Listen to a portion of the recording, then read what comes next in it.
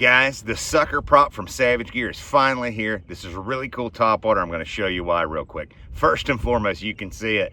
They've got trailers on these guys.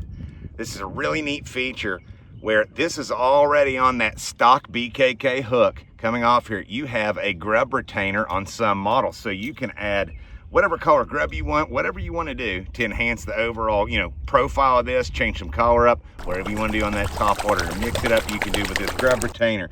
Really cool is on the loon feature here, you have a feather dressing on the back of that BKK hook. Really amplifies things. A really cool little neat way to kick your topwaters up a next notch there. Something I think that's really, really important on this bait. You see right here, they've designed two little brass discs that grind. As this bait is rotating, I'll get it close, see if you can hear it. As this is rotating in the water, these two little discs are grinding, adding to the overall noise, the feel, the sound vibration of this bait while it's on topwater, really taking it up to that next level for you. So if you're looking for a topwater that can do a lot, the sucker prop from Savage Gear is really, really interesting. One other thing that's really taking this thing to the next level,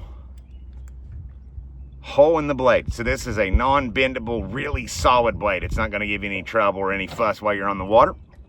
But there's a hole here. Savvy anglers know you can take a split ring and like a small walleye size blade or whatever you can dream of. You can attach it to the sucker prop to take it up a notch. So one thing everybody's going to ask, when you look at a bait of this class, how big is it in comparison? So I thought it'd be important if you see here, this is a Lake X Fat B and the sucker prop side by side.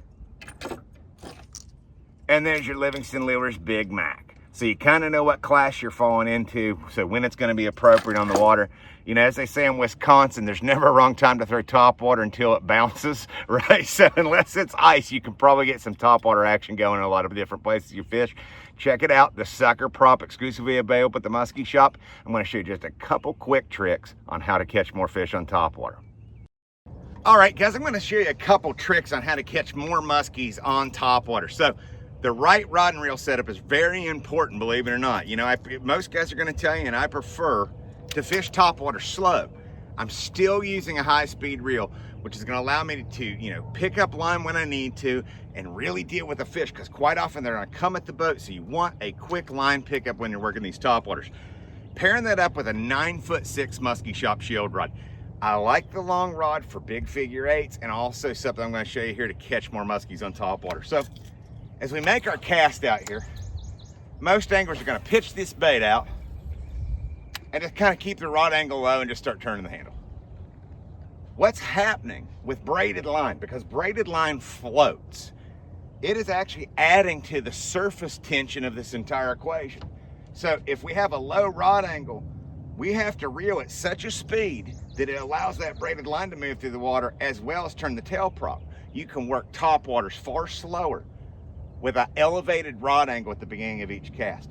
It removes that additional surface tension of your braided line from the surface, right, of the water. High rod angle up here, elevate it, you're able to work things far slower. That prop is able to engage, you're trying to move less tension across the water. Also too, when it comes to that rod angle and that cast, I really like it. Let's say I'm throwing a very specified target, and I know there's a muskie there. If I have that high rod angle and he hits and I react, I'm not going to be able to pull that bait out of that fish's mouth, right? It happens so often in topwater fishing that people see the fish, they don't feel the fish. When I'm up here, right? When I'm up here, I really don't have much of a set, right? What I want to do is reel at this high angle. He hits, I drop and set, right? It forces you to think about the hook set the entirety of the retrieve. Now, once I'm getting, half the way back or the majority of my retrieve back, drop that rod angle and then go into your boat side maneuver. A lot has been said over the years. Are we going to do a subsurface figure 8 or are we going to figure 8 at topwater? I tend to go old school where I'm still dropping that rod, taking this bait and treating it like a bucktail and driving it subsurface. It just depends on where you're fishing and how they're reacting on what we're going to do in that scenario.